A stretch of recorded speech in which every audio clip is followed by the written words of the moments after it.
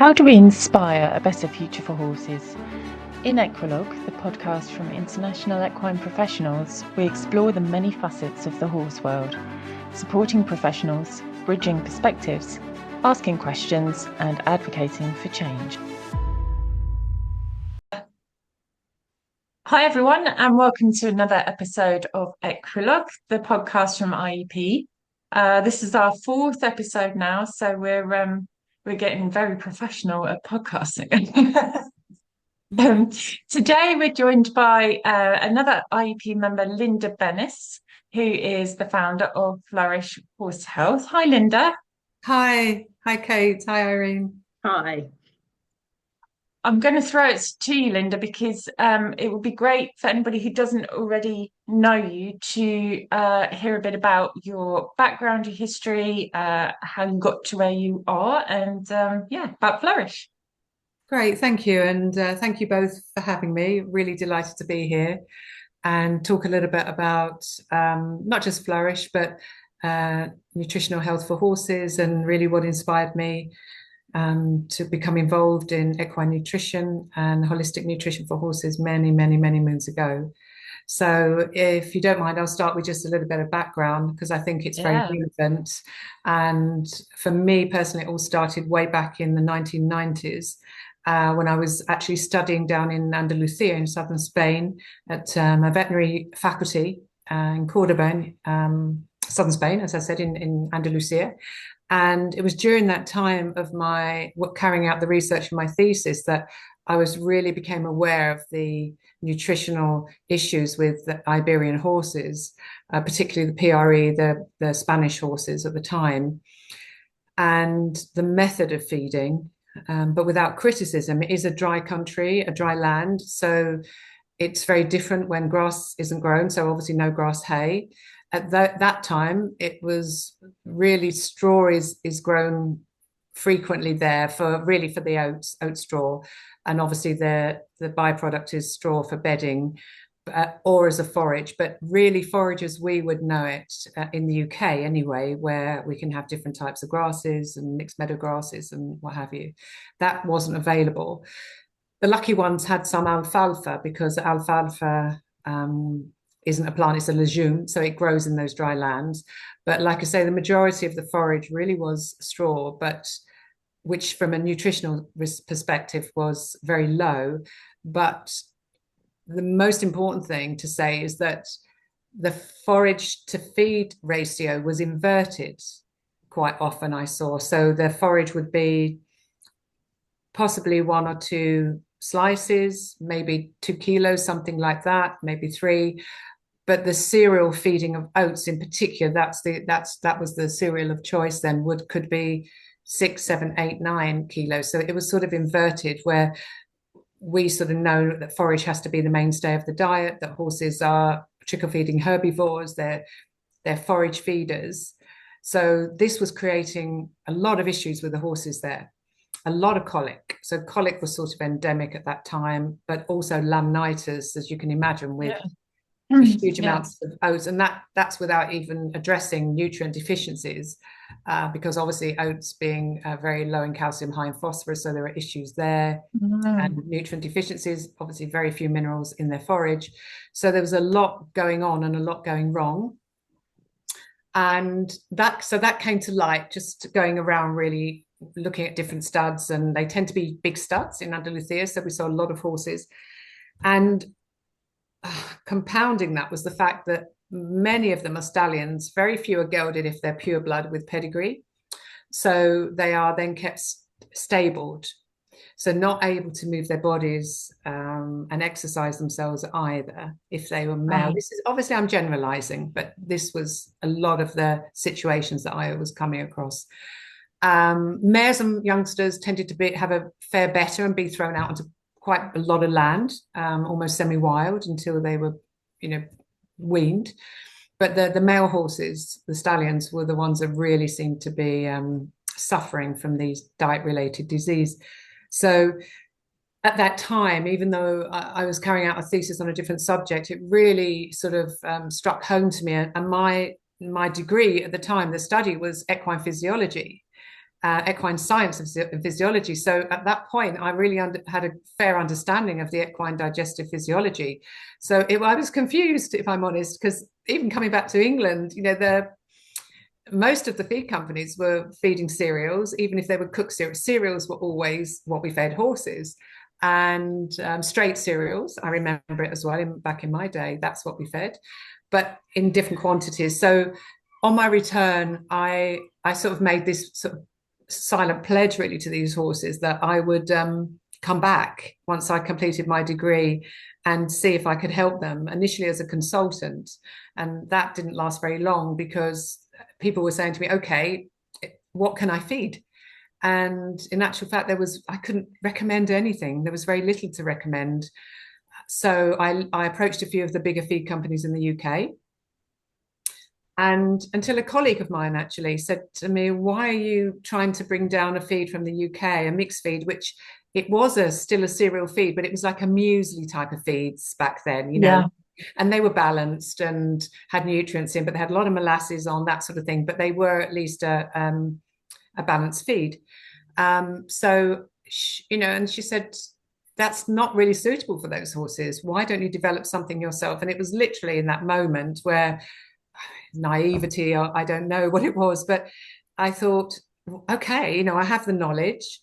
And on paper, I always had an idea of what I could, the ingredients I would like to use, but I didn't know if it was viable or even palatable for these horses.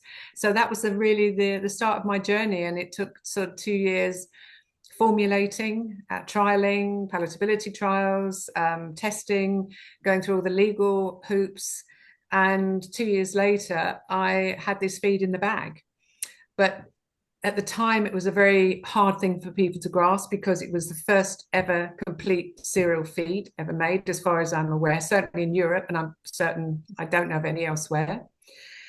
But apart from that, my theory, which obviously I hadn't proven then, was for one feed. I didn't want to make a range of feeds. I've one feed for all horses in all life stages. And I knew this feed because it was very low in sugar and starch. I put no molasses, included no molasses. But because I knew their forage was straw, I actually elevated all the nutrients, the real critical nutrients. Included electrolytes, antioxidants, oils, omegas, herbs, everything that I knew those horses would need and not get elsewhere. And a lot of the Spanish breeders wouldn't buy supplements. In fact, supplements weren't so popular back then anyway. That was just the beginning of the explosion of supplements, really. But also I knew that wouldn't be something these horses would probably have access to. So I knew it had to all go in that bag. And my theory was that if it doesn't matter, let's negate the forage, the nutrients from the forage, because if it's straw, they're going to be very low. So let's have a very nutritious but equine gut friendly, microbiome friendly, digestible, fiber friendly feed. And I thought my idea was that just this one feed we could trial on all the different types of horses, because at the end of the day they're all the same on the inside. They have different metabolic output, and that's what people couldn't grasp. Seeing all the ranges, one for, especially if you're feeding foals that are just being weaned, so growing horses. And then on the other end of the spectrum, you may have race horses or very high performing horses, lactating mares, stallions, any horse, cart horse, leisure horse, whatever. But they're all the same on the inside. All of them have identical digestive equipment, if you like. It's just metabolic output. And what was happening with competition horses is that obviously their metabolic and energy, we call it calories or energy, their need is higher. So what happens? People then increase their feed, more kilos of the feed, or by a competition feed, which is higher usually in starch, sugar, energy. And that is where the problem lies, because you can't do that when the feed is high in starch, because then you start to overload the horse's system with starch. And that is where all starts to go wrong for them, because any undigested starch in the small intestine has to go through their tube into the cecum and hindgut. And that's where it breaks down into lactic acid and creates havoc, really, with all the good fiber digesting microbes. So Absolutely. with the feed that I developed, I knew that that wouldn't be an issue because it was cereal free, low in sugar. The only sugars in the feed were the natural plant sugars, very low on the glycemic index. So I knew that if competitions horses were going to eat it, they could increase it. They could elevate it quite high without it giving them not only a starch overload, but an insulin spike. Mm. And they could safely eat it as a competition horses, yet horses that were doing less or needed less could just have lower quantity. And because it was so nutrient intense and dense, they would that would supply all their nutrients if they were doing very little. And that was my theory. But of course, nobody believed it because it was going completely against everything else at the time, which was the ranges were growing, the supplement market was starting, and nobody sort of believed that it was one feed could suit all those horses. So I had to spend 25 years proving it, really. That was really where it all started, back with the horses in Spain. And I took the feedback to the horses in Spain, started to work with them in Wild West Andalucia. But just before I left, I launched the feed at the British Equine event that was in the year 2000, the millennium year. And Right. one food, I had a stand with one food, but I knew that all my colleagues would be there and all the feed companies would be there. And I was interested to get their feedback and, just to sort of get a response to it, really. And I knew I wasn't staying in the UK. I knew I was going to take it to Spain, but I went there and launched there for the UK. And of course, I met some people there. And one person in particular, she spoke to me and she had a horse with grass sickness, a mare. She was a Right. breeder. She was a breeder of eventers, but her daughter rode her eventers. So she took them right through 1, 2, 3 stars. It was a family affair. They bred them, their daughter rode them. And she was chatting to me at the end of the show and she said, she had this mare that had grass sickness, which was quite rare in the south at the time. It was when there were clusters more up in the north. And they tried everything and they were about to put the mare to sleep that week because she was in foal, unfortunately. So this Oh. lady was really in a desperate situation. So I said, look, take a bag away. And I'd had a little bit of experience with grass sickness. So I told her what she had to do with syringing the mare. And I said, look, nothing to lose. Liz, the lady's name is, nothing to lose. Let's give it a go. And I sort of just gave her some instruction. Off she went. And a few things happened like that day. And a couple of months later, this woman contacted me and she said, I just want you to know that my mare survived. And Wow. she foaled down and she has a healthy foal. And from that day on, Liz to this day is still a customer, and she's never put anything else in her horse's mouth since that day 25 years ago. And that mare went on to live until her early 30s. She only died Fabulous. that long ago, actually. So that was that sort of in a way had proved my point because that was a sick horse because we were doing a lot of clinical cases back in Spain. I work with vets in Spain, so working often with my feeding clinical cases, which is something I really enjoy. But she also decided to put her weanlings onto it and the eventers, and then power her 1, 2, 3 star eventers with it. She never ever fed anything else until this day, still going on. So that was a great story for me because that sort of proved I know it was only one person at the time, but that proves my point. This is one feed that she hasn't fed the eventers, anything else. Once they were mature, they were competing at high levels, some of them. And so what happened, the feed sort of found its way into the UK, even though I had left. So I had never sort of advertised it or marketed it. I only worked with it from a clinical perspective, really, and some sports horses, because it was quite a niche market. It was a very holistic feed.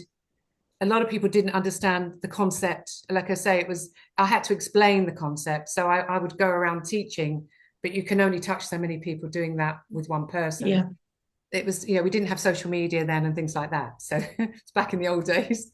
And so it sort of gradually, organically grew into the UK. And then someone found me in my village from Sweden. She, again, was looking for a cereal-free, very nutritious feed for a clinical case that she had, took it back to Sweden and then became Scandinavian distributor and really worked hard with it there. So I think Flourish is quite a known brand there. And same thing happened in France and Czech Republic and Switzerland. So it sort of grew all on its own, really, organically. And I stayed in Spain until 2016. And obviously over all those years and working with so many different types of horses, not just different types of sports horses from every single field you can name, especially in Sweden, they have race horses, but they're trotters. They're not like the ones we've known in the UK.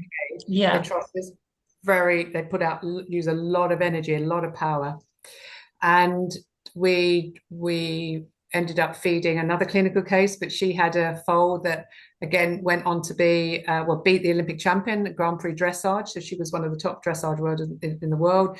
We fed the Lloyd's Bank black horse. You know, we got these sort of niche, people looking for people always found us really, you know, the feed. And then in 2016 I returned to the UK and rebranded because then I realized that having a good feed is one thing, but I really saw on a scale horses almost nouveau diseases, to be honest, over those years. But certainly the metabolic diseases were taking a grip on horses, not just down in Spain. That was, you know, it was easy to rectify those issues, to be honest. Once they were eating forage down there and having good feed and smaller quantities of feed, they automatically, spontaneously recovered if they weren't too far gone, you know, with the laminitis or colic. But we certainly reduced all colics. It was, you know, as long as they had water, because often that wasn't the case as well. But it's a very different way of feeding because there's very little grazing as well there. Coming back to the UK, saw an opposite problem, and we see a lot of it in Sweden and Scandinavia as well, a lot of the metabolic issues, and that I saw increase over the last 8-10 years coming back here. So yes, I rebranded back in 2018, something like that. And during the lockdown, took on I'm always been interested in herbal medicine and Native American, Indian medicine, that sort of thing. I've always believed that the land and plants hold the secret to health. I've always believed it. And I've always believed that simplicity, especially with horses, because they're grazing animal, they have their diet isn't complex. We can make it complex, but actually left to their own devices, it's not. But I knew that as biological beings, the body always wants to find equilibrium, always. Mm-hmm. And what we need to do, my theory and my philosophy and my concept was to try and support the horse by taking nature back to the horse, because we've taken the horse obviously out of its natural environment a long time ago, and we have to be practical in the situations we're working in. So my idea was to take nature back with as many functional herbs and the feed that I could, to try and support the horse's body to find its own equilibrium. And I've seen that work like magic over and over again in the right environment. Because let's face it, you know, there's a lot of external things in the environment, toxic, you know, with sprays on feed, or even if it's the neighbors, you know, the water, the horse is stressed. We touched upon it, guys, didn't we, when we were talking once about, I think it was you, Kate, actually, that brought up, and I talk about it a lot now, actually, because it touched me that they're one of the few animals that we have that we move them around at will.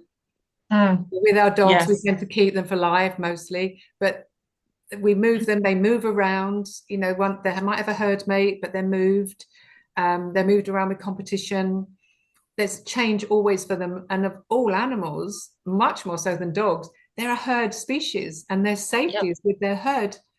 So every time we move them or take them away, that creates internal stress, which is hormonal, and hormones can create a lot of dysbiosis, if you like, and create problems with the metabolism. And I think that's what we're seeing, particularly with cortisol. And that's what I think is creating a lot of the metabolic issues. But they go on and on and on, and I think it's becoming so common. these days. Mhm. Mhm. Even horses are allergic to grass. And I think once they're allergic to grass, they're in trouble, really, aren't they? Yeah, yeah, yeah, yeah, they are. And it's an interesting thing, but it's something that I see quite a lot with clients that have moved their horses. Oftentimes it's due to necessity, and sometimes it's for the better. But the number of things that change, both from an endogenous and an exogenous point of view, are widespread, aren't they? When you think about the pasture, the type of hay, the water, what's in the water, Mm. um, and the people and the other horses, and like you say, stress being caused internally, and then we all know what kind of issues stress can do with us, with any mammal, Mm. any animal, I guess. Um, but I mean that's such an inspirational story, Linda, which obviously we'd heard some of before, but uh, massive well done, really, because I think that's really scary to go into. I think the feed industry, the nutrition industry, to me, from the outside of it, often seems like quite a scary place. And as you were talking, and you're nodding there, yes. As you were talking, I was thinking, gosh, I wonder how this was received both back in Andalusia and also in the UK. And I mean, you answered that a little bit, but what was the reception when you put this out there? What, in the UK, you mean? Well, yeah, mainly because that's the experience I've got, but in general, Well, I think in the UK, like I say, I launched the British Equine event, so we had everybody captured under one net, really, to see. yeah. I was intrigued. I believed in my philosophy. I mean, I was sort of very lucky in that I guess, because I had that very deep understanding of equine physiology. I mean, that's really what I was sort of working with primarily. I wasn't sort of thinking, oh, I'll go into the horse feed business. Only a mad person would do that, as you say. It's uh, Mhm. it's not the best, but I understood and I believed in what I created, I guess. And I really, in my mind at that time, had my eye on the prize of those horses in Spain. I really wanted to help them. I adore those horses, and I see their plight and their predicament when they have no freedom. They're such compliant creatures, they really are, and yeah, it's something special I have with them. And I just felt if I had the knowledge, if you like, and the wherewithal to do it, I certainly had the drive back then, and so I think I was a little bit more intrigued of what that they would think about it at the British Equine event, because I knew there'd be all the professionals there. I do remember Pat Harris. I don't know if you know Pat Harris from Waltham Feed. She's like very scientific, Pat. No, I So don't. she's okay. So I knew who she was, and I'd worked with Dr. David Marlin before, and there's those groups in Mhm. the Animal Health Trust. Yeah. And, I used to teach the vets at the vet school actually in Cordoba nutrition, because it wasn't on their curriculum. After I finished, I went back there as well, and I remember I remember lots of people taking samples of it and probably thinking, what the hell is this? And especially that one feed thing, like you have a stand of all the different feeds. Mine was full, but it was exactly the same bags. And at the time they were red and yellow, like Spanish flag colours, because it was with a Spanish horse on the back. And I remember I was interested in what Pat said, because I knew she was a scientist. And she sort of hang around then. I remember her looking at it because it had a lot of ingredients in. And at that time, I had a probiotic. I had one of the USAC, the one that's been researched down in Kentucky, because again, those horses in Spain needed that probiotic Mm. because their microbiomes, they just weren't having enough forage or plants for their microbiomes, and hence all the colics. And so I remember her saying, interesting. And I said, what do you think?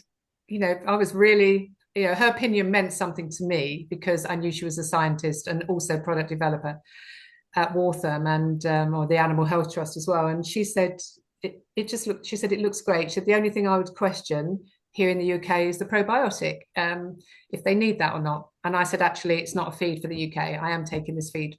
And I explained to down into Iberian. She went, yeah. And to be honest, I had a lot of colleagues working for the big feed companies. I mean, one of, Claire McLeod, who's now an equine nutritionist. Claire and I went to uni. We were colleagues at uni together. And I think at the time she was, we were in the same class. We studied literally side by side. And I think she, at the time, was working for Spillers and, or I can't remember, or Feedmark. And I had another colleague that worked for D&H. No, I knew people there. It wasn't like I was just, they were all strangers to me. But I was, and I was waiting for the criticism in a way, or somebody to, I was interested, but nothing really came, if I'm honest. What? And I thought, well, no one has said that won't work, or why have you only got one feed, or no one really said anything. I was quite surprised by that. And like I say, soon after that, I went down to Spain and worked with it. And it was so functional down there. That wasn't difficult, to be honest, because it wasn't, it seemed like a magic bullet down there, but really, like I said to a lot of people, it's not just that this feed is working for them, is that you're withdrawing the feed that was, there's copious amounts of oats that were damaging them. So just by removing that, you're removing the cause.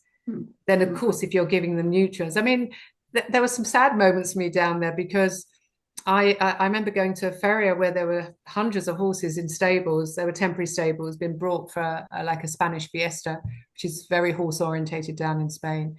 And I had my sample bags, and I was sneaking around in the back stables, to be honest, and started to I just wanted to see them smell it. And, because like I say, it looked great on paper, but I thought if the horses don't eat it, then it's not going to work. We don't have a product. So the palatability was so important. And I remember that day, sort of them kicking at the stables and really foaming at the mouth with this green. We had to run in the end because, we were going to get caught. But I remember that look of them. And then I've seen them snatch it. I worked with them for years after that. And that used to sort of really break my heart, because they would literally be like a dog, get their teeth out their lips and grab it. And that's not healthy. That's a horse that is desperate for something. Obviously, there was something in there they needed. And that was quite a common sight as well. And very sad, but it was, in truth, very difficult for a lot of Spanish breeders or people to take it on board, because, historically they're fed cereals and oats, and it's very traditional country. I was a foreign blonde woman. It wasn't easy. The only intro I had was that like I say, I taught at the vet school in Cordoba, and that gave me a few open doors with the vets. But it wasn't difficult to make a difference there. Very different coming back to the UK. Obviously, is a very busy marketplace, but even then, at the time, there weren't any cereal-free feeds back then. At that time, obviously now the market has changed a lot, and there are. But I think it's not just having a cereal-free nutritious feed. I think it's having that understanding of what the horse would choose and the lifestyle of the horse, really. And I always said, ideally, if horses were turned out on land where the soil was healthy, therefore the plants would be healthy and the hay would be healthy, then we'd all be out of business, and that would be a great thing. But it's not. So it is, speaking from experience with my horses, it is a very palatable feed.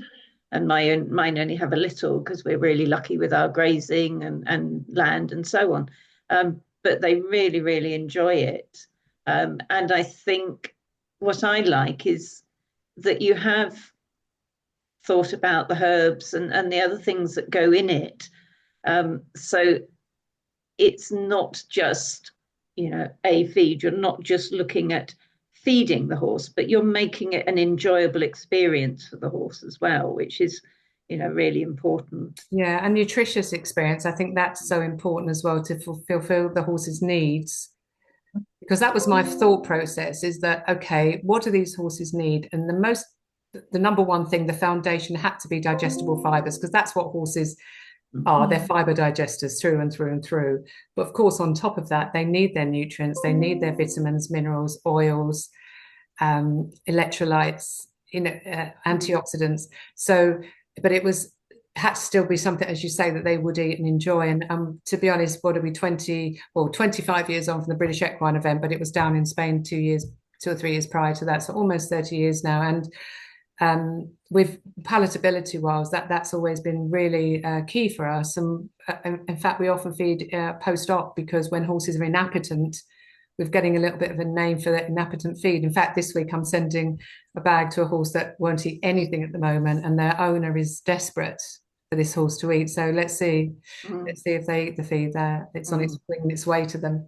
But it's important that they enjoy it, like you say, but also important that it's nourishing and fulfilling a need that they have.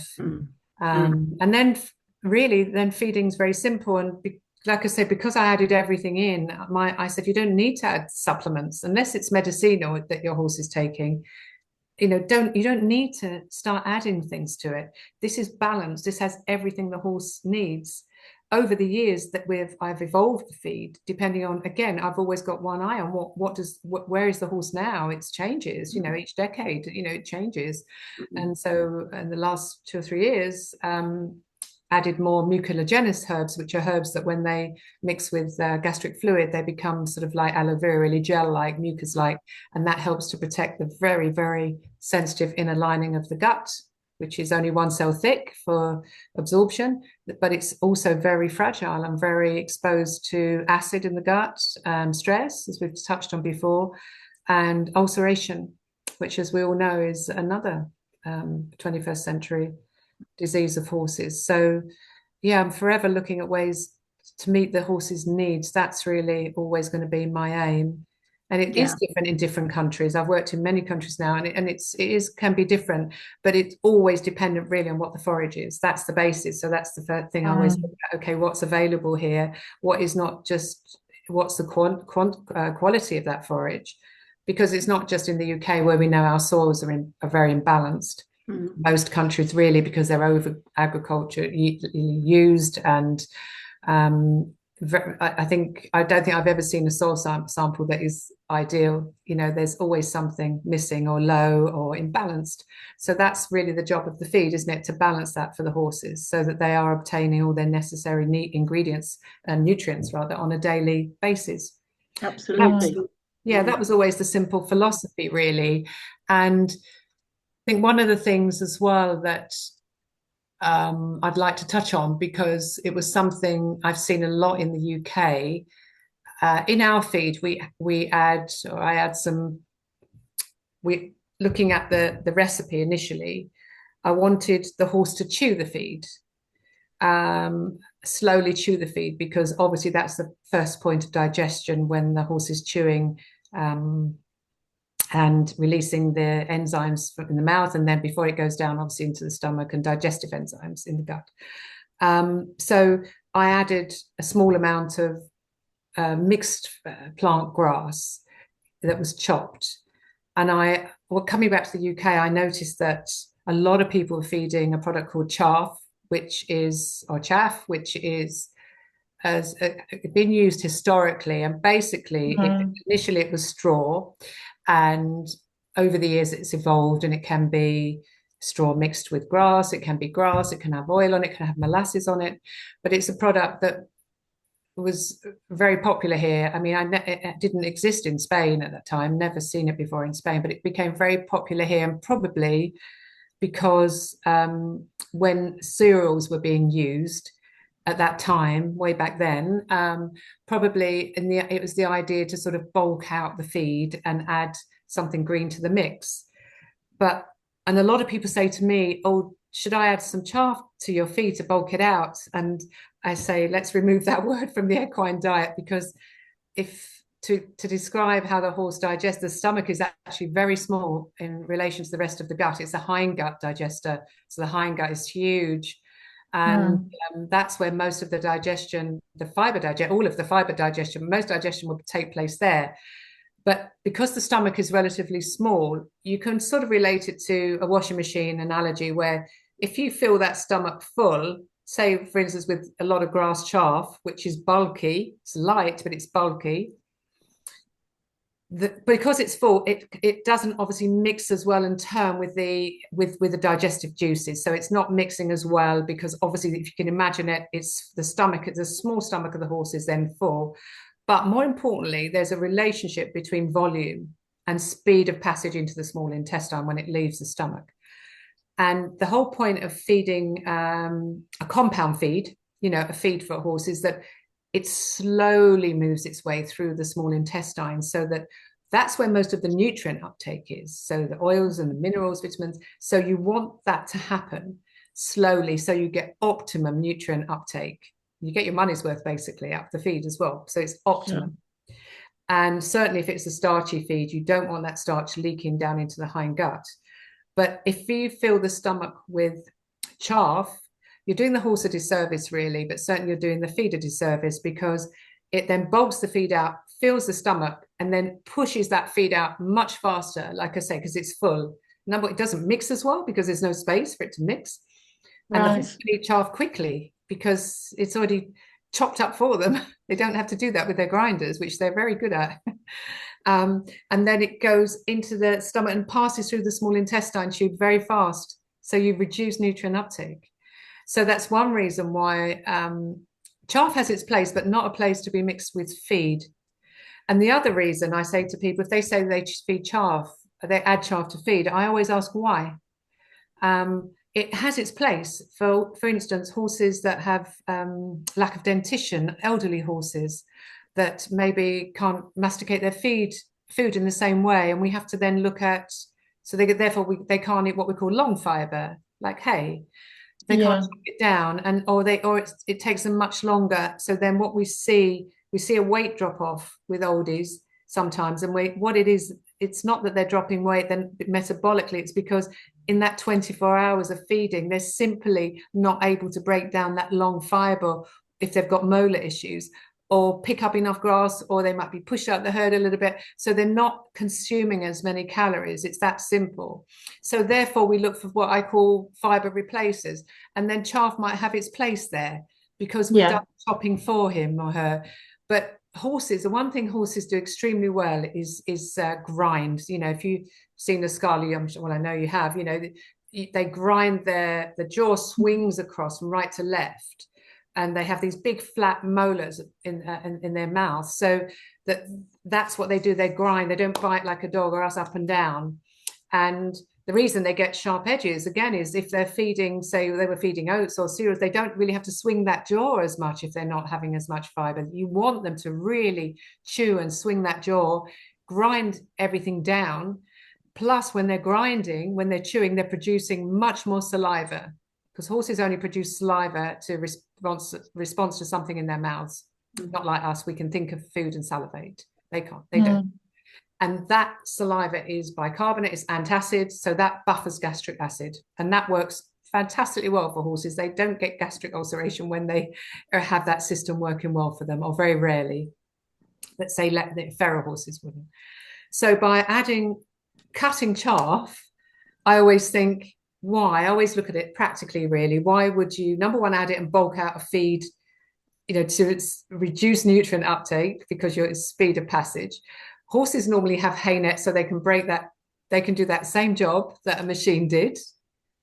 Most horses will have a hay net night or day, won't they? So why are you adding a little half kilo of something that they're going to have kilos and kilos overnight and be chewing it down themselves?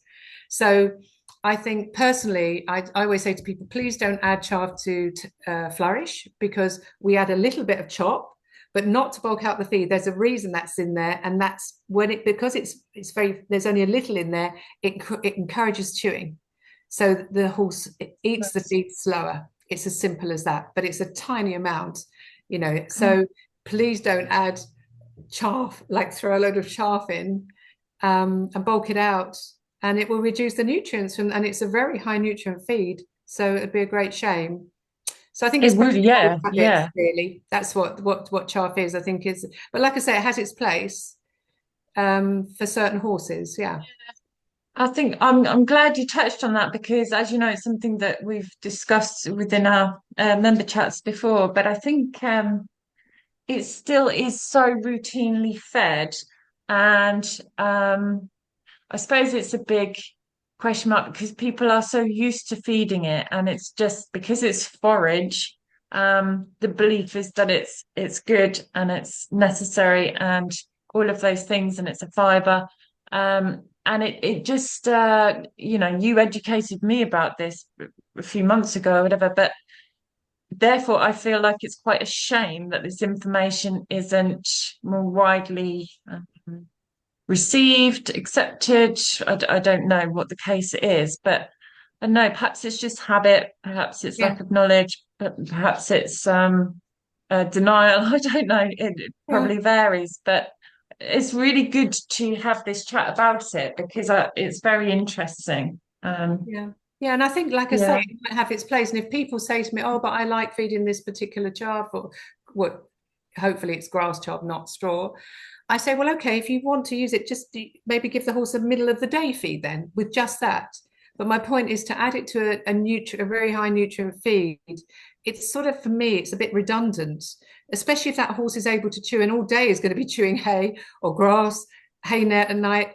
It's this thing, like I say, it's been mechanically chopped up, which the horse does extremely well with his own teeth. And that is really good for horses' teeth and for their saliva output. So that's the way I look at it from that perspective. I always ask why, because some people have a reason when they say, "Oh, I wet my feed down, I have my feed sloppy," and I say, well, why? It's because they may have a good reason, but maybe that's not the right thing to do, because horses aren't dogs that should be licking up food. And I see it a lot with these sloppy feeds.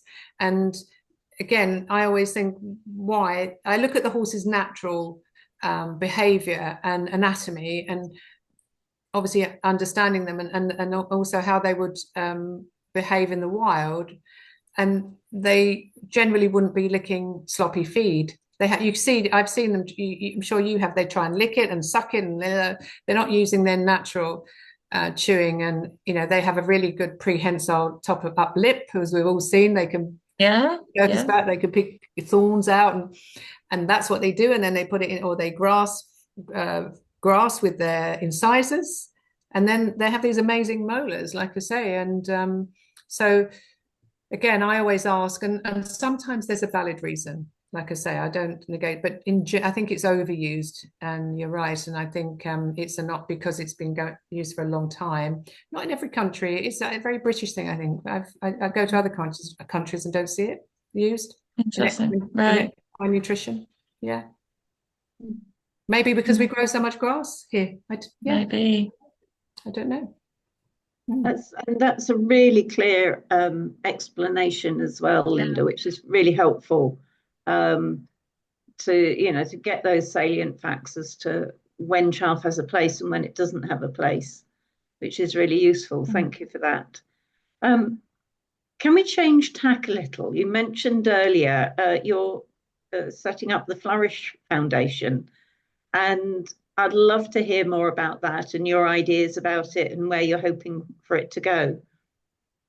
Yes, thank you for asking.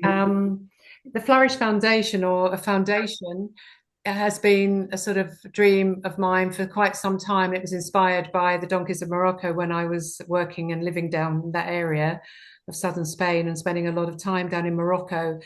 And in the Kasbahs, or the small Medinas, which are very tiny, windy roads, the cars can't have access. So the donkeys are sort of placed around the Medinas, the Kasbahs. I'm sure if anyone's been to Morocco, they would have seen those in all the cities of Morocco. And those donkeys are there really to carry the goods that people are buying back to outside of the Medina, where maybe there's vehicles that they can be loaded into. And those donkeys are often standing around all day long in intense heat. There's no place really, there's no room around the tiny roads for them to have be given food or water, so they hang around. And then they're called when needed. And I really notice these donkeys, and I go around looking at droppings, of course, and that gives me a good indication of their health. And their droppings were just like cardboard. And I thought about it, and all of these Medinas, they, like I say, they enter out onto usually an area where coaches can come in, or cars come in, lorries come in. And so my idea at the time was for the centres or stations, I call them, called R&R stations, which are respite and refuel, and very simplistic, because donkeys would need that much to make their lives fast improved, and actually the livelihood of the people that own them. Because working down in I know Morocco isn't a third world country, but working in third world countries where these animals are working animals and the families and the owners are reliant on them for their income, this also benefits if the animal is feeling stronger, has some respite from the heat and is refueled. And they don't need an awful lot. So the idea was to have these three-sided sort of long shelters, because donkeys, unlike horses, you can have a lot of donkeys together. If anyone's ever been to the donkey sanctuary, I'm sure you have, Irene, you see there's a lot of donkeys in together. And that's quite normal, and they're absolutely fine. 40 or 50, throw them all together and they're fine.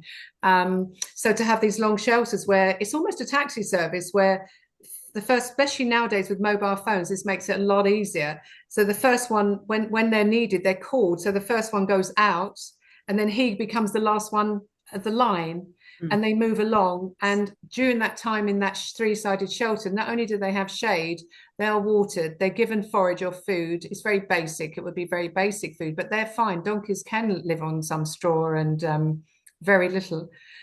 But also as an education station, where a lot of them are terribly wounded when they're rushing around these medinas, these tiny little alleyways, and they're often bashing the walls or bashing into another donkey. And it's a known thing in Morocco, the wounds. And they're often get infected, of course, and then the donkey can't work and the donkey is suffering. So it's a really great idea to have those as education stations as well, and to teach really simple wound debriding and things like that, wound treatment. So that was always the idea, the R&R stations, and I wanted to start that in Fez because I had some contacts there that would be able to help me set that up. But it just sat with me for the last 15 years really, and obviously being so busy working and what have you, but it's never left me. The idea never left me. And then as the years have gone on, I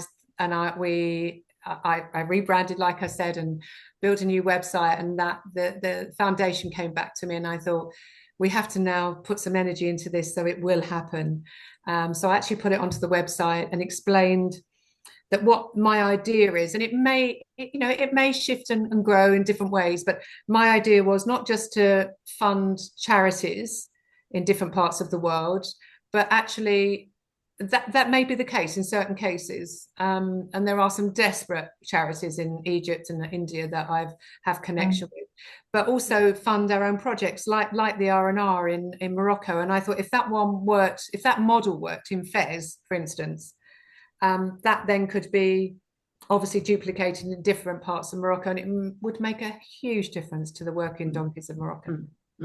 Of course, there's other great charities like the Brook Hospital, you all know, doing great work out in Egypt as well. But yeah, so that was the idea of the foundation really, and for it to be funded by Flourish, so that as Flourish continues and grows, for that to fund the foundation and build the foundation over the coming years, and that foundation hopefully can live on long when I'm gone as well, and will carry on as a legacy for horses needing help, desperate horses needing help. Yes. And I've just gone onto your website, Linda, and you've got lots of really useful information about it on the website. Yeah. So if people want to find out more, they can just go on and read about it, can't they? Yeah, thank you, Irene. Yeah, they can. Like I say, it's in the early stages. We're just about to launch the end of this month. So, but yeah, I think you have to, when you start to visualize on something, then it gives it a little bit of energy, doesn't it? And it's time now. Yeah, we'll definitely. Yeah, it does. It sounds amazing, and just you kind of describing it. Obviously, we all kind of have some understanding of the poverty, I guess, of these equines overseas, and followers of the Brook and various other charities. And in fact, Suze Rogers did a webinar with us some time ago now. I can't remember what month it was, but it was last year, where she described her travels around the world and some of the equines that she came across, and how she worked with the communities to help improve the welfare. But also, like you say, a really important point, they are working animals and people need them. So to keep them healthy and happy, and that keep the longevity, makes 100% sense, as well as obviously our focus is on the equine welfare, I guess, but it's a whole kind of bigger picture. It is, and also But I'm a great believer in that when you go into any foreign country, but certainly a third world country, and I've seen it happen not just with animal horses, but in different children, different situations. It's all very well throwing money at them and trying to, set these things up. But I'm a believer in that you have to support the local people to be able to yeah, sustain that in the long term, and then hopefully withdraw the foreign, not the support, but yourselves, so that the local people, because everything's education, isn't it? And as you yeah, say, these people need them to feed their families. But if the animal's taken care of, they have better longevity. The animal, they obviously can work a little longer because they have the strength and they're able to do so. So I'm a great believer in education in these stations, not just being there instructing the locals, but actually teaching the locals so that therefore they know how to clean the wounds, how to treat the donkeys, how to do it themselves. And I know that the Brook are very much of that mind as well. yeah. And that's really the only way you can sustain things on a long-term basis. And you've hit the nail on the head, really, there, haven't you? That it needs to be self-sustaining to have the impact that we all hope it's going to have.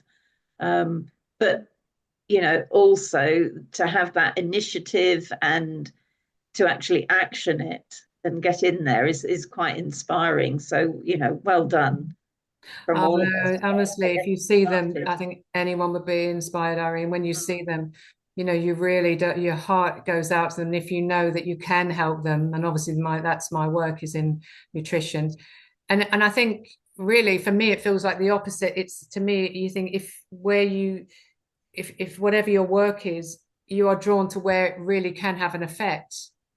And you really can make that difference for them, massive difference for them. I mean, suffering is a perspective, and it's a spectrum as well, But I think it is you can really make their lives much more comfortable with actually quite small changes. Having shelters, having access to water is in a place where they're together. They're not just all day hanging around here and there around the Casbahs. It just makes sense, and probably easier now for the owners, because of mobile phones. That makes things a lot easier, which didn't exist back then. That they, it's much more organized and easier for them to go and collect the goods, come out, and then stand the donkey up again, at the end of the line, so that donkey gets to rest the longest. It's a very simplistic idea, and I think for the humans and for the donkeys, it can make a big difference. But I've always been drawn to welfare, really. I've always been drawn to the horses of Spain as well. It's a great love of mine. So I think, like I say, your mind tends to go and your vision tends to go where it's needed most. Yeah, it can make most difference in the short time we all have here. To try and make as much difference as we can.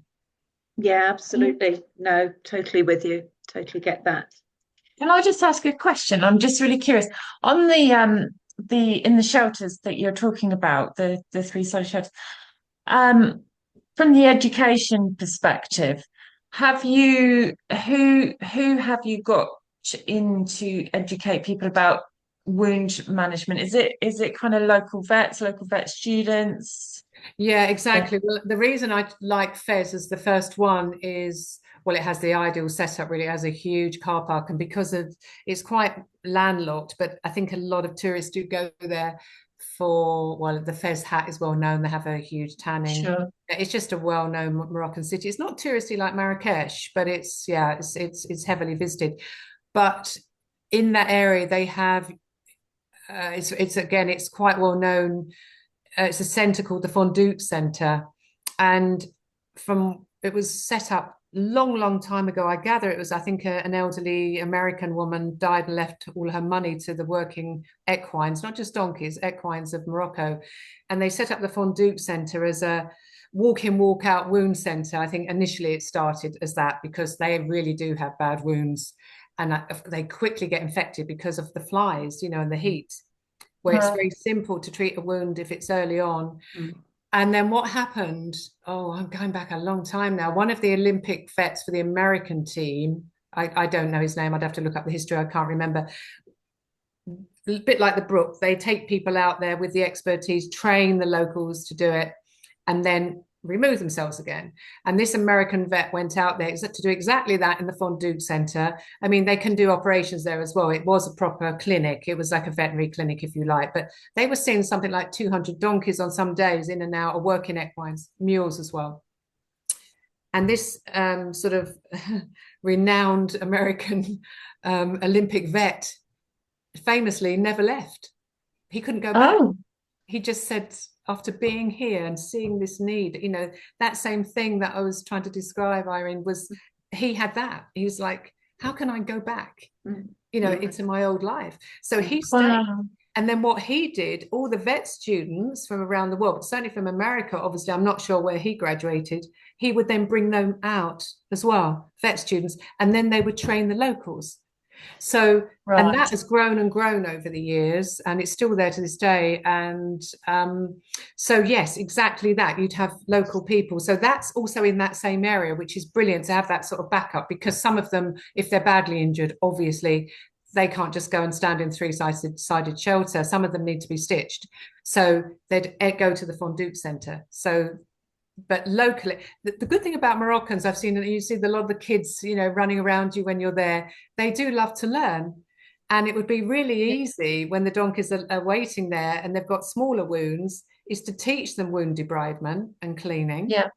And teach the youngsters, teach the young, so that they know as well, and let them practice and try with the expertise there. And so for the minor wounds, that can be done there on site, but obviously anything, you know, more severe or needed stitching would have to go into the Fondue Centre. So it's a very good setup, and it would make a huge difference to those Casbah donkeys. And you see, they're, as a species, actually, they're very small. They're one of the smallest donkeys on the planet. I don't know if you've seen them. Right. They're little brown donkeys. They're not like some of the big, I mean, the Andalusian donkey, the Spanish one, is huge.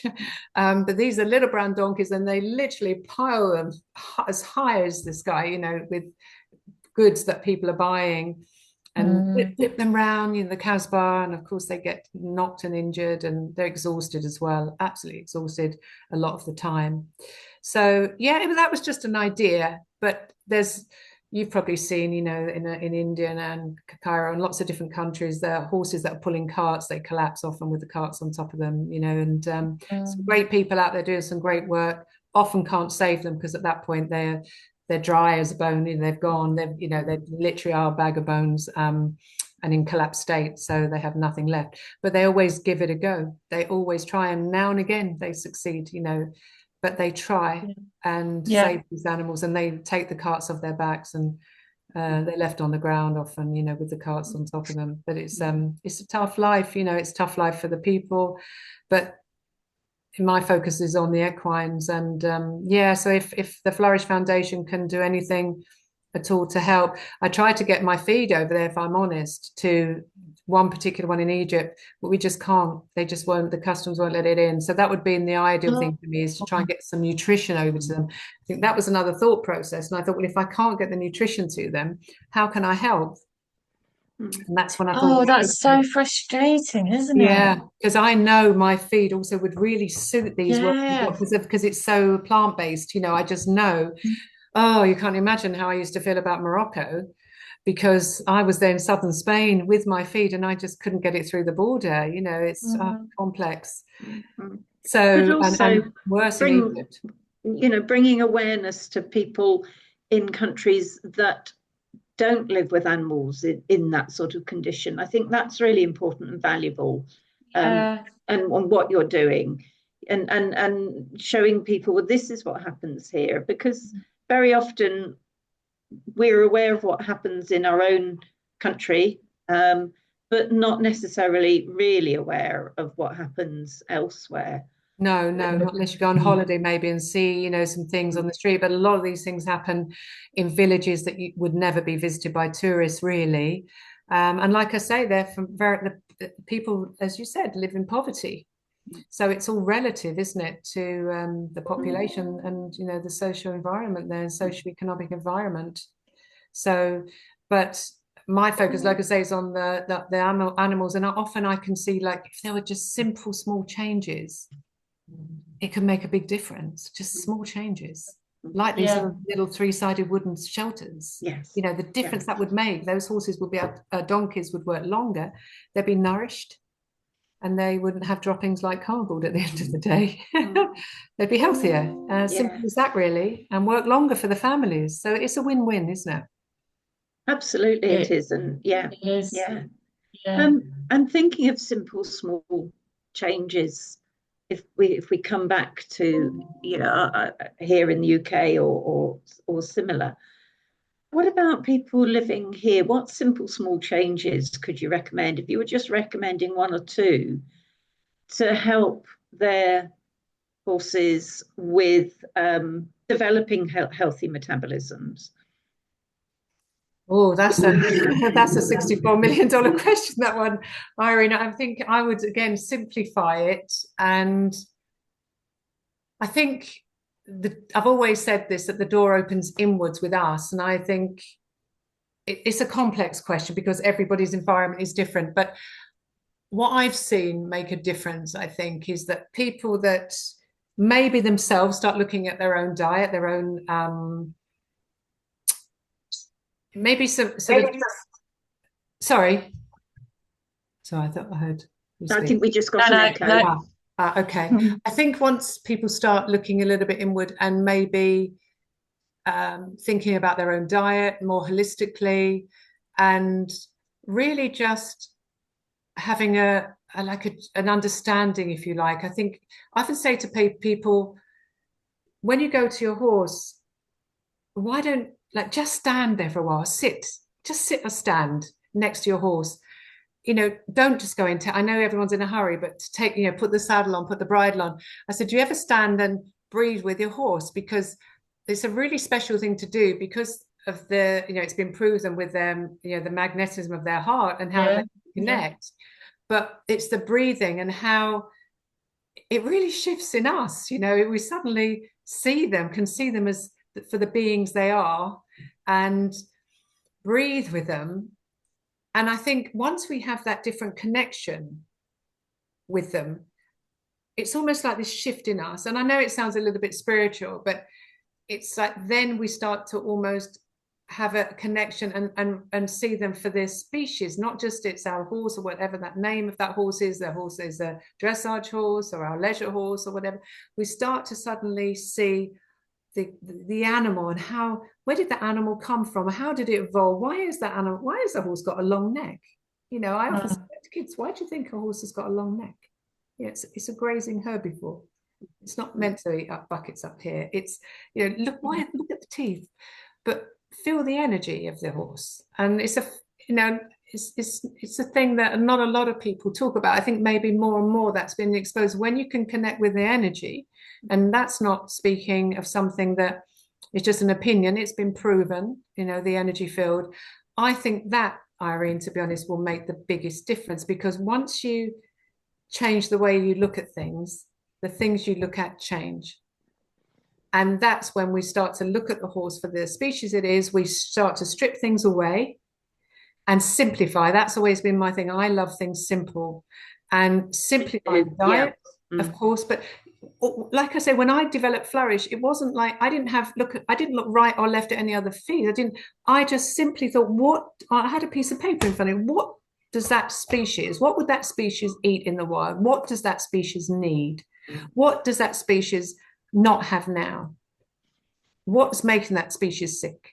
And I think if we look at things like that the metabolism is just a symptom to me of like an imbalance. In Ayurvedic medicine, that's what it would be, a dosha imbalance in the body.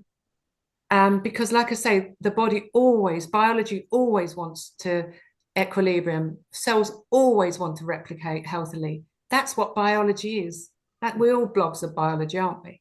And so that's what it's so challenging now for horses and for humans, for the environment we live in. So the answer I would give probably wouldn't be what you'd expect. Maybe it's like, I would say, take 15 minutes, breathe with your horse every day, you know, whether that's just being mindful or meditate or whatever, just breathe and smell him or her. And just that horse will really appreciate that, because they're much more sensitive than us they have a sixth sense. They'll connect straight away and feel your energy anyway, much quicker than we would even realize they are, like we could with them. But it takes two to tango, and they will really start to build the bond of trust. And it's almost like I see it a relief sometimes in horses when they almost say, "Oh, finally, you see me." Yeah. Finally. Yeah. 100%. Yeah. And that's when I think their metabolism will change, because you will then make changes in their lives, might be practical changes, but that will help their metabolism and help them find that equilibrium and health. And I think you've identified the difference between what I would interpret as a passive observation, so being with and absorbing those changes and what you're seeing within you, to just going in and having a tick list. Exactly. Yeah, so you're feeling what the horse is communicating. Communicating and not being in a hurry. Take that time. Just take the time, slow it down, breathe together. How blessed are we to have these animals, these compliant animals beside us. But as you say, we often, because we're in a hurry, we do tick lists for work, don't we? I'm the world's worst. I love my list, my paper list, and then everything becomes a tick list. But if we can just stop and go to them with a different mindset, they will feel it. Like I say, we don't even have to do anything in particular, because they will know. That's what's so great about them. That's why I love them as a species. They're so wonderful. I think that's being used for healing, aren't they? Yeah. Oh, yes. Humans. They're healing us. They do. And actually, we'd refer back to the last podcast we did, which was on equine facilitated psychotherapy, but with everybody involved, the horses as well, to equal amounts, being given choice. And but the two work together. But just picking up on something you said in that really good answer to Irene's question, which I love, but you said not really being spiritual. And this is something that I find myself repeating to people a lot, because when I talk about things like this, I feel like I'm coming across a bit, on another, like a spiritual, evangelical, and I'm not. And I'm not really personally that person, so I have to reiterate, I'm not talking on a spiritual level, but I'm just, energy is a real thing. We are made of molecules and atoms, and they're all around us, and they move, and they're all connected to each other, and it's a real thing. And just, I think, when we talk about picking up on each other's energy, and it does sound spiritual, but when you meet that person in the supermarket or the street or the car park or whatever, and you just get you get a negative energy from them or a positive energy from them, and it's palpable. It really is. And I think this is exactly the same thing as we're talking about. But just like you say, taking the time, and we talk about how much we should bottle the smell of horses and sell it because we love it so much, but which we should, by the way. But actually, I think you can get candles. Can you?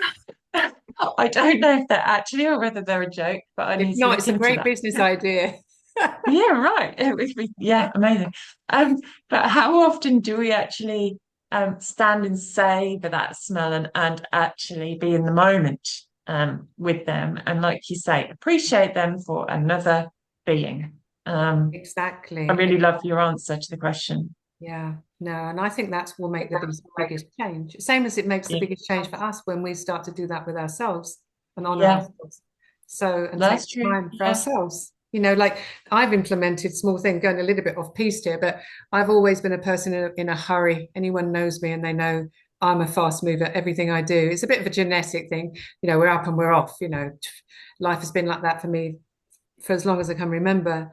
But just recently, I've just taken the little change, but like my mornings are sacred for me now. And when I get up in the morning, it's non-negotiable for me now that I have my tea and I just sit in the peace and quiet and I breathe for a little while before I do anything. And that was so hard for me in the beginning because my nervous system isn't used to sitting down or keeping still, because I'm always on the move, always doing something.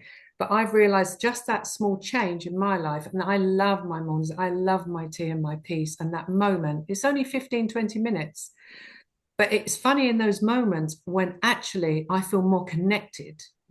I have my dogs in Portugal, so I don't have them here, but I feel so connected to them, and we sit together in that moment. And if I spend time with horses, I don't often tell people I'm doing it because I'm there obviously doing nutritional consultancies, but I always have a moment with that horse. I'm breathing. I don't even try. It's a connection. It's a natural. I feel like you just said, horses also have the different energy, and we can, some connect quicker than others, And as you say, with people, often it's also like when we meet people we really connect with as friends, it's like we found our tribe, or and yet others we don't at all. We might get on well, but we just don't connect. And in the same way, and I think it's the same like with horses. I'm meeting a lot of different horses, obviously, and they're strangers to me often. Then I'm not their owners, but I always just love to have that moment. And I think me taking that moment personally in the morning, including that in my lifestyle, and this last year or so, I've learned how to do that. And so when I'm with the horses that I'm meeting, before I even start the nutritional consultancy, I will have a little sort of secret time with them, if you like, where I'm taking that breath with them and trying and feeling their energy. And often, sometimes you can, it's a weird thing that even before the owner starts telling me what the issues are, I can feel it, I can feel it off in the horse. It's funny, once you start tuning in, I can feel often now when they're in pain. Even that the owner's saying, no, there's nothing, there's no pain here. The consultancy might not be for pain, it might just be nutrition, but I can feel it. And it's difficult sometimes because do I say, but I feel so, and that's about tuning in. And so, and obviously for owners that have your own horses, it's much easier for them because they spend much more time. They have them, it's their horse, so they're around them more, but it's spending the right type of time and being peaceful and quiet with them and honoring them for what the species are, as I said. That's what changes it. That's and you feel in a moment something change almost. You've seen it, I've seen it in videos as well. We've all seen it when horses come over to someone and in the moment there's a change, That's what they're used in healing now, as you say, with children as well, aren't they? Children and horses helping humans, because as we all know, it doesn't matter who we are, we can't lie to the horse because they're holding up the mirror for us. And that's why I love them as well. They hold up the mirror and it doesn't matter what face you come at them with, they know exactly what's going on in your life and in your body in that moment. And therefore we can't lie to them. So that's why we should just breathe into them. And take that, and then we create a shift in our relationship with them as well. That's right. And I think actually during the last 10 minutes, I think you've come up with the title for this podcast. This is a bit ripping off Alan Davies now, but but you said something which I just thought was spot on, and I wrote it down quickly. When you change the way you look at things, the things you look at change, and I love that. But isn't it just what we need to do in this whole industry? It just kind of encapsulates everything, doesn't it? Yeah, it does actually. I learned that saying from a very wise guru. He's dead now, sadly. Right. Dr. Wayne Dyer. Yeah. Okay. 30 years ago, Dr. Wayne Dyer, he's no longer alive, but what a wonderful sage he was. And and it's so true. It's such a true saying. And I think, as you say, in all aspects of life, I think if we implement that in our own lives, we change the way we look at things. It's so true. Things change. So it's a great name for the podcast. Love it. What a fascinating podcast as well, Linda. It's been absolutely amazing hearing your conversation and hearing how things are developing for you as well. But really lovely end to the podcast, just to think about how we are with our horses and seeing them as individuals. Yes, absolutely. That's right. Yeah. Thank you so much, Linda. It has been fascinating, and I think we could, well, I know from past experience that we could carry on chatting well into the evening. But maybe we'll do another one day. If you my join us pleasure. again, that would be wonderful. Yeah. Thank you so much for that. And Linda, just before you go, could you just signpost people, where can they find out more about you, about Flourish? They can find out more about Flourish on my website, flourishhorsehealth.com. Or what would be lovely is to follow me on the socials, or us on the socials, Flourish Horse Health on Instagram, Facebook, and LinkedIn, or wherever they want to find us. I think we're on those. I think we're about to start. When I say we, it's a bit of the royal we. Somebody's doing it for me. Social media is not my thing, but I think TikTok, we're going to start doing more videos, so we can show videos as well. Yeah. And the other thing, actually, because we have so many different questions, and I think my idea as well is that we are just starting doing a newsletter, so that we can actually, apart from let people know what's going on, but actually put lots of sort of answers to people's questions on that newsletter, or some educational advice. It's like something we've spoken about. So if people could go onto the socials, then they can find us or sign up to the newsletter on the website, and then we can send the newsletter out to them. And going to try to do that. We won't be able to do so many, probably one a month to start with, but I endeavour to look at what do people really want to know, and what some of the questions are. I mean, that was a great question from Irene, for instance. It's not often asked, but I think people would be interested to ask, what can I do to help my horse metabolically? So those things I would try to address on the newsletters as well, so that people have that to keep if they want to. Yeah. Great. Okay, well that's good. We'll point people in the direction of the newsletter as well, because that does sounds like a very useful resource, and a good way to get, as you say, find out what people would like to know, and address it. Yeah, exactly. And if people have their own question, for instance, they can actually maybe put that on our socials, or send us an email. And what we'll do then is I will answer that. I will get round to it, and over the weeks and months, we'll answer people's personal questions. Unless obviously if it's an individual clinical case, can't do that. That has to be one-to-one, because I have to know an awful lot more about the individual horse. But if it really sort of generalized questions, what I'd like to do is answer people's questions as they come in, so they can feel free to send on social media, or sign up for the newsletter and drop us an email, whatever. It's all on the website anyway. And ask a question. Feel free, and everything's free. There's no subscriptions or sign up, anything like that. It's everything's free. Fantastic. Excellent. Well, thank you again, Linda, and we shall see you soon. And thank you everybody for listening once again. Keep following our social, IEP Global, and we will update you when our next episode is due out, which is we're working away at getting people lined up for Equilogue. So stay tuned. All right, take care, everyone. Thank you so much. Thank you. Bye. Bye. Bye.